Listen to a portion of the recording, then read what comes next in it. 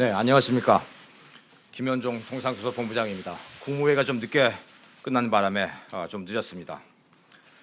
지난 4주간 미국에서 저와 협상가 약 30명은 4주 동안 머물면서 2개 협상, 한미 FTA 그리고 232조 철강 협상을 끝내고 어제 귀국했습니다. 철강 협상에서는 한국이 처음으로 국가 면제 협상을 끝마쳤고 15년에서 17년 3년 평균으로 기준으로 해서 70% 쿼타를 받고 2017년 기준으로 하면은 이게 74%가 되겠습니다. 74%에 해당되는 물량을 25%의 추가 관세 없이 수출할 수 있도록 타결했습니다. 한미 FTA 개정에 대해서도 조기의 원칙적 합의, 즉 원칙적 타결이 되었습니다. 어제 말씀드린 대로 농업시장 추가 개방이 없다는 농업 레드라인을 지켰고 미국산 자동차 부품 의무 사용도 없습니다. 반영되지 않았습니다. 그리고 이미 철폐된 관세를 재도입 또는 그 관세를 재도입하거나 아니면 후퇴하는 것도 없습니다. 관세 부활이 없습니다. 미국의 대중국 301조 발동으로 세계 시장의 불확실성이 고조되는 가운데 근본 합의를 통해 철강 면제 여부와 한미 FTA 협상이라는 두 가지 불확실성을 제거했습니다. 이로써 우리 기업들이 불안해하지 않고 안정적으로 대미 교역을 하는데 도움이 될 것이라고 생각합니다. 철강 232조 협의 결과에 대해서 자세히 말씀드리겠습니다.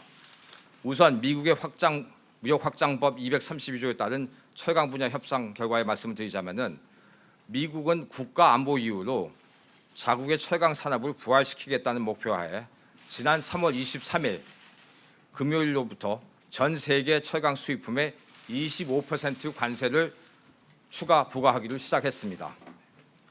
막판까지 이어진 USTR과의 협상에서 한국이 처음으로 25%의 추가 관세 부과에서 면제되는 지위를 확정하게 되었습니다. 이것은 세 가지 의미가 있다고 봅니다. 첫째, 한국이 가장 먼저 국가 면제 협상을 마무리하면서 철강 기업들이 대미 수출에 있어 불확실성을 조기에 해소했다고 봅니다. 이에 따라서 잠정 면제 기한인 5월 1일 이후에도 쿼타 물량에 대해서는 25% 관세를 계속 면제받을 수 있게 되었습니다. 캐나다와 멕시코는 나프타 협상과 연계되어 있고 대부분 아직 면제 협상이 속도를 내지 못하고 있는 상황으로 보입니다. 두 번째는 이 결과는 한국이 어느 나라보다도 불리한 상황에서 이뤄낸 결과라고 볼 수 있습니다. 한국은 미국 수출량이 작년 362만 톤이었고 이게 미국 시장에서는 캐나다, 브라질 이어 세 번째로 많고 중국 수입 물량도 1,153만 톤으로 가장 많습니다. 그래서 제가 4주 전에 미국에 도착했을 때는 한국이 중국산 환적 수출로 미국 철강 산업에 피해를 주고 있다는 부정적 인식이 팽배했었습니다. 그래서 상무위 검토 보고서에 보시면은 53%의 고율의 관세를 부과해야 할 12개 국가 중 하나였고 거기에 옵션 B에 포함이 돼 있었고 이것을 두고 국내에서는 일본과 대만 같은 여타 동맹국은 포함이 되어 있지 않은데 한국이 포함이 되어 있다는 데 대한 우려가 많이 있었습니다. 지난 4주간 미국에서 USTR 상무부 장관은 물론 통상을 담당하는 상원 재무위원장, 하원 세입위원장 같은 주요 인사 30명을 넘게 만나서 설득 작업을 했습니다. 그 결과 최악 53% 관세와 차악 25% 관세를 피한 현재 합의가 나온 것입니다. 먼저 면제 협상이 진행 중인 국가들이 면면을 보면은 캐나다는 미국과 생산 구조가 한 나라처럼 통합이 되어 있고 브라질은 중간재 수출 위주이고 호주, 아르헨티나 철강 수출량은 미미하거나 또는 대미 무역 적자국입니다. 세 번째, 우리 대미 철강 수출에 대한 부정적 영향을 최소화했습니다. 우리 철강 수출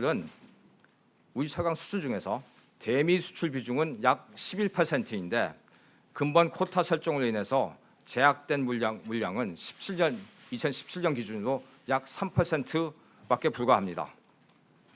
다만 근본 쿼타가 전년에 대비 대미 수출량 대비 판재료는 111%이지만 강과는 감소폭이 크기 때문에 수출선 다변화, 내수 확대를 정부 차원에서 검토해볼 예정입니다. 다음은 한미 FTA 개정 협상 결과 말씀드리겠습니다. 개정 협상은 작년 8월부터 출발 선부터 양국 간의 입장차가 매우 컸었습니다. 미국은 무역 적자가 미국 무역 적자가 한미 FTA 때문에 무역 적자가 컸다고 주장을 했고 우리는 한미 FTA가 호혜적인 결과를 내고 있다는 입장이었습니다. 미국은 초기 단계에 농축산물 추가 개방을 요구하면서 여러 분야에서 우리 측이 일방적인 양보를 강조했었습니다. 이러한 미국의 일방적이며 과도한 요구에 대해서 농축산물 제외, 미국산 자동차 부품 의무 사용 불가, 기철폐 관세 후퇴 불가와 같은 레드라인을 명확히 설정하고 난 다음에 가능한 좁은 범위에서 신속하게 끝냈다는 전략으로 접근을 했습니다. 지금 여기 서 계시는 우리 협상 실무자들이 치열하게 협상을 해서 원칙적인 합의를 이뤄낼 수 있었던 것입니다. 작년에 우리 대미 무역 흑자가 179억 불이었는데 그 중에서 74%가 즉 130억 불이 자동차와 자동차 부품에서 나온 것이었기 때문에 미국은 이 분야에 집중했습니다. 협상의 결과로서 미국으로의 자동차 수출에 있어서 이미 철폐된 2.5% 관세를 다시 도입하지 않고 자동차 원산지 기준도 그대로 유지하면서 35%입니다. 미국의 한국 시장 접근 관련 요구를 일부 반영하는 선에서 합의가 이루어졌습니다. 먼저 핏값 추억 관세는 지금으로부터 23년 후인 2041년 1월 1일에 철폐하기로 했습니다. 현재 국내에서 핏값 추억을 생산하여 미국으로 수출하는 업체가 없음을 감안을 했습니다. 자동차 안전 기준 관련 현재 미국산 자동차에 대해 제작사별 2만 5천 대까지 미국 안전 기준을 충족 시 한국 안전 기준을 충족하는 것을 간주하고 있었는데 이 숫자를 2만 5천에서 5만 대로 늘렸습니다. 5만 대라는 숫자는 실제 수입량과는 무관하다는 점을 말씀을 드립니다. 참고로 작년 2017년 기준으로 포드사가 8,107대, GM사가 6,762대, 그리고 크라이슬러사가 4,843대를 우리 한국 시장에 수출했다는 점을 말씀을 드리고 모두 이 미국으로부터 제작사별 실제 수입 물량은 모두 1만 대 미만입니다. 이것은 중요한 팩트입니다.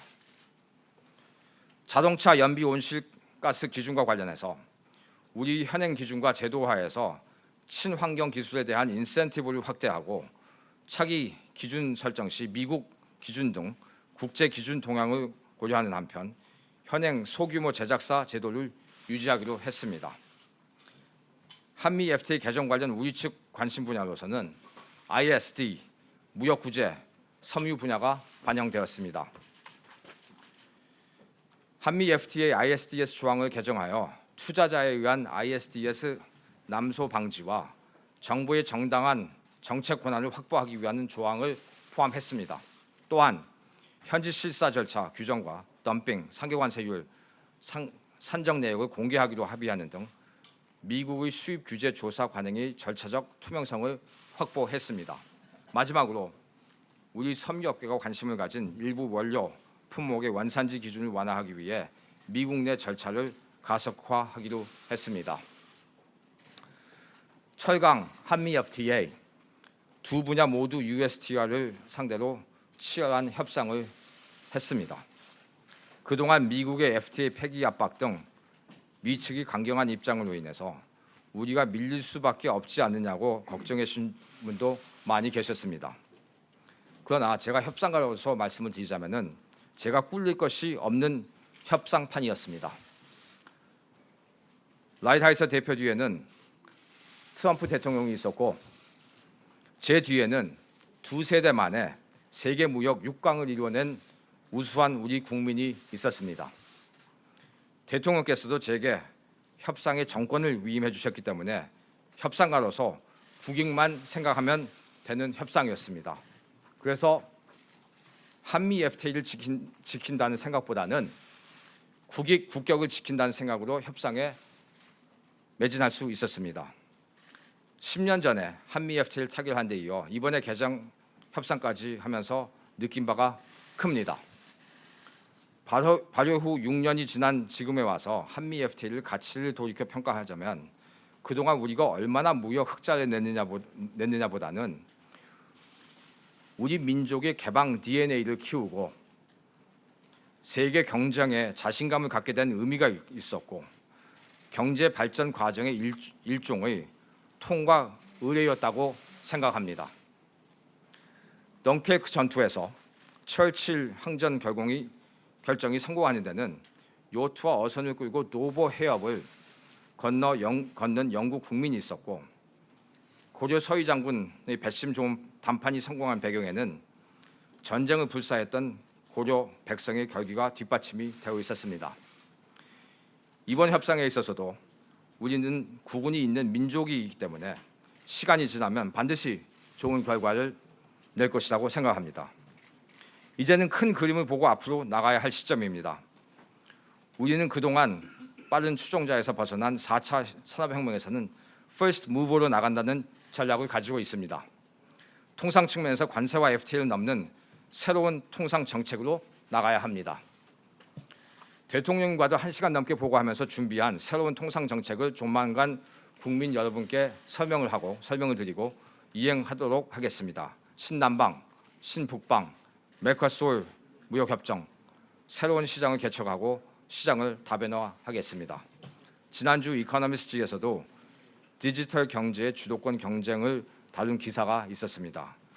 과거에는 석유가 핵심 자원이었다면 이제는 데이터가 핵심이 되는 경제 구조로 전환되고 있기 때문에 우리가 주도하는 데이터 중심으로 메가 FTA도 추진하고 통상 정책의 중심을 디지털 무역으로 전환해 나가겠습니다.